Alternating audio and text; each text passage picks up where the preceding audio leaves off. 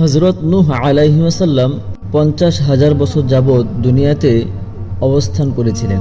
তার এই সুদীর্ঘ জীবনে তিনি নিজ সম্প্রদায়কে সৎপথে আনার জন্য আপ্রাণ চেষ্টা করেন, কিন্তু মাত্র 40 জন পুরুষ এবং 40 জন স্ত্রী লোক তার প্রচারিত ধর্ম গ্রহণ করেছিল। তাছাড়া অন্যান্য সকলেই তাকে পাগল বলে ঠাট্টা বিদ্রুপ করে নানানভাবে তার প্রতি অত্যাচার করত। একদিন হযরত নূহ আলাইহিস সালাম নিজ সম্প্রদায়ের লোকদেরকে আল্লাহর পথে ডাকেন। তার আহ্বান শুনে কাফেররা ক্ষিপ্ত হয়ে তাকে এমন নির্দয়ভাবে মারধর করে যে তার পরিধানের বস্ত্র রক্তাক্ত হয়ে যায়। এই অবস্থায় তার কাফের স্ত্রী এসে কাফেরদের লক্ষ্য করে বলল, হে লোকেরা, তোমরা তাকে এতটা মেরো না, কেননা সে পাগল, আর পাগলামির কারণেই বলে। সে না কিছু জানে আর না কিছু বুঝে। স্ত্রীর এহীন বেয়াদবিপূর্ণ উক্তি শুনে নূহ আলাইহিস সালাম আকাশের পানে মুখ তুলে আল্লাহর নিকট ফরিয়াদ জানান, ফাদআ রাব্বাহু আন্নী মাগলুবুন ফান্তাসির। নূহ ডেকে বলল, হে আমার রব, আমি পরাজিত হয়েছি, সুতরাং তুমি প্রতিশোধ গ্রহণ করো। হযরত জিবরাইল আলাইহিস সালাম এসে বললেন, হে নূহ, আপনি দোয়া করুন, আপনার দোয়া আল্লাহর দরবারে কবুল হবে। এই কাফের সম্প্রদায় কখনো আপনার প্রতি ঈমান আনবে না। সাথে সাথে তিনি হযরত নূহ আলাইহিস সালামকে গাছ লাগাতে বললেন। আরেক বর্ণনা আছে যে হযরত জিবরাইল আলাইহিস সালাম জান্নাতের গাছ হতে একটি ডাল এনে হযরত নূহ আলাইহিস সালামকে সেই ডালটি দেন এবং বলেন যে এই ডালটি আপনি রোপণ করেন।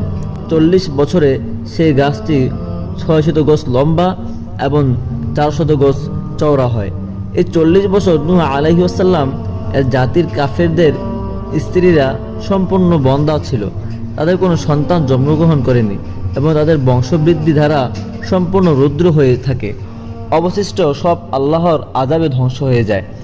দীর্ঘ 40 বছর ধরে কাফেরদের স্ত্রীরা বন্দা এবং তাদের বংশবৃদ্ধি বন্ধ থাকার কারণ হলো কাফেররা তাদের সন্তানদেরকে নূহ আলাইহিস সালামের নিকট নিয়ে গিয়ে বলতো, হে বৎসরা, তোমরা নূহকে শত্রু ভাববে, তার কথা মানবে না, সর্বদা অপমান অবদস্থ করবে, কেননা সে একটা পাগল।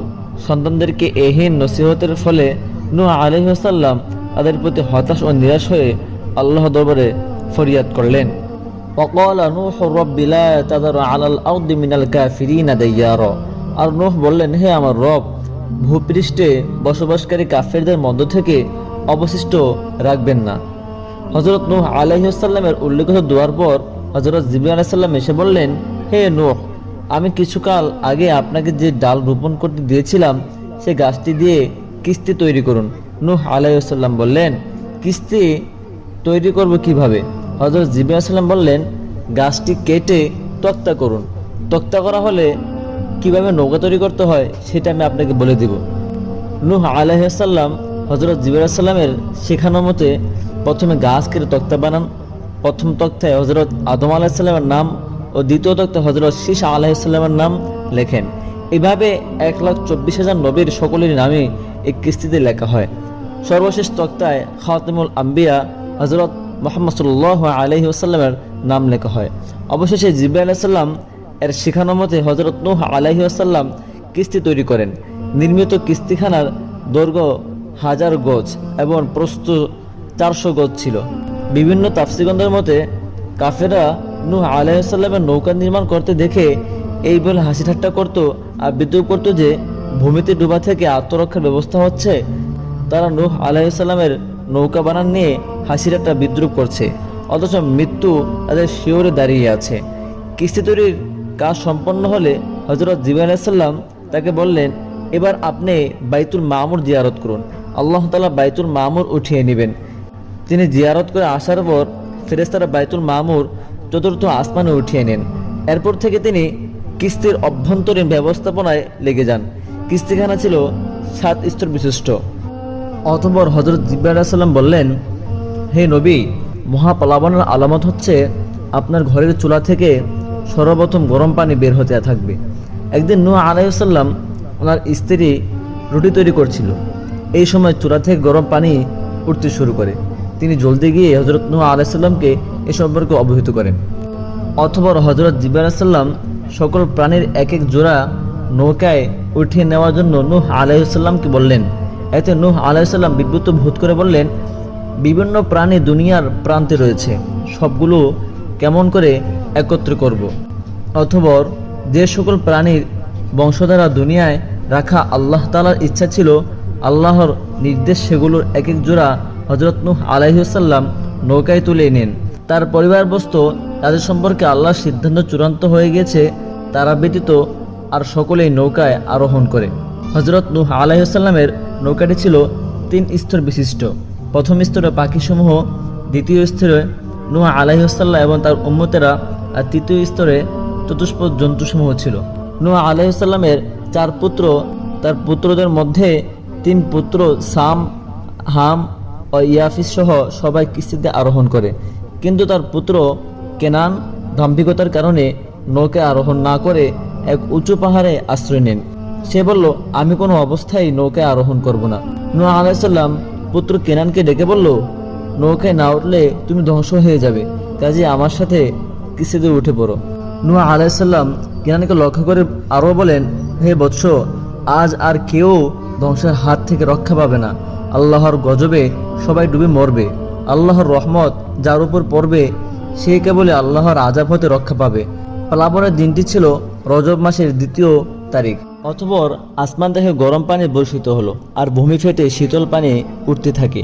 এমনকি পাহাড়ের উপরে 40 গজ পর্যন্ত পানি উঠে নূহ আলাইহিস সালামের ছেলে কেনান যে পর্বতে অবস্থান নিয়েছিল, পানি সর্বাগ্রে সে পর্যন্ত পৌঁছে যায়। এই দেখে নূহ আলাইহিস সালামের হৃদয়ে প্রীতস্নেহ জেগে ওঠে। তিনি মনে মনে ভাবলেন, কেনান অবশ্যই পানির চাপে মৃত্যুবরণ করবে।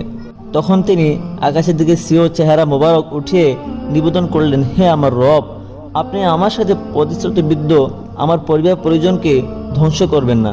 আমার পুত্র কেনান এক্ষুনি মারা পড়বে। নূহ সিও রবকে বললেন, হে আমার রব, আমার ছেলে তো আমার পরিবারের লোকদের একজন, এবং আপনার ওয়াদা সত্য, আর আপনি সবচেয়ে বড় উত্তম বিচারক। অথবা নূহ আলাইহিস সালামের এই প্রশ্নের জবাবে আল্লাহ তাআলা বললেন, ক্বালা ইয়া নূহ ইন্নাহু লাইসা মিন আহলিক ইন্নাহু আমালুন গায়রু সালিহ। হে নূহ, সে আপনার ঘরের লোকদের একজন নয়, সে অসৎ কর্মপরায়ণ। এসব কথাবার্তা চলতে থাকা অবস্থায় ঢেউ এসে কেনানকে ধ্বংস করে দেয়। অতঃপর হযরত জিবরাইল আলাইহিস সালাম এসে নূহ আলাইহিস সালামকে বললেন, হে নূহ, আপনি এই দোয়াটি পড়ে নৌকা আরোহণ করুন। ওয়াকাল আরকাবু ফিহা বিসমিল্লাহি মাজরিহা ওয়া মুরসাহা ইন্না রাব্বি লাগফুরুর রহিম। উক্ত আয়াত পাঠ করার সাথে সাথে নৌকা প্লাবনের পানিতে চলতে শুরু করে। আরোহীদের মলমূত্র ত্যাগের কারণে নৌকা দুর্গন্ধময় হয়ে পড়ে। হযরত নূহ আলাইহিস সালাম আল্লাহর নিকট আবেদন করলে অথবা আল্লাহ তাআলা বলেন, হে নূহ, আপনি হাতির চেহারায় হাত বুলান। আল্লাহ পাকের নির্দেশে হাতির চেহারায় হাত বুলালে আল্লাহর কুদরতে হাতির নাসিকা থেকে 2টি শূকর জন্ম নেয়। শূকর 2টি নৌকার মধ্যস্থ সব মলমূত্র সাবার করে সাফ করে ফেলে। এই দৃশ্য দেখে পাপিষ্ঠ ইবলিস শূকরের চেহারার হাত ফেরালে তার নাক থেকে 2টি ইঁদুর জন্ম নেয়। নূহ আলাইহিস সালাম ইবলিসকে বললেন, হে অভিশপ্ত ইবলিস, কে তোমাকে এই নৌকাতে উঠিয়েছে? সে বলল, আপনি যখন কেনানকে বলেছিলেন, এই শয়তান উঠ, আমি তখনই নৌকায় উঠে পড়ি। আমি জানতাম আপনি আমাকে ছাড়া আর কাউকে শয়তান বলেননি, সুতরাং তাতেই আমি নৌকায় আরোহণ করি। ইঁদুর 2টি নৌকার বিভিন্ন স্থানে ছিদ্র করতে আরম্ভ করলে হযরত নূহ আলাইহিস সালাম আল্লাহর দরবারে ফরিয়াদ জানান। তার ফরিয়াদে হযরত জিবরাইল আলাইহিস সালাম এসে বললেন, আপনি বাঘের চেহারায় হাত বুলান। জিবরাইল আলাইহিস সালামের কথা অনুসারে বাঘের চেহারায় হাত বুলাতেই তার নাক হতে 2টি বিড়াল জন্ম নেয়। বিড়াল 2টি নৌকায় সব ইঁদুর খেয়ে ফেলে।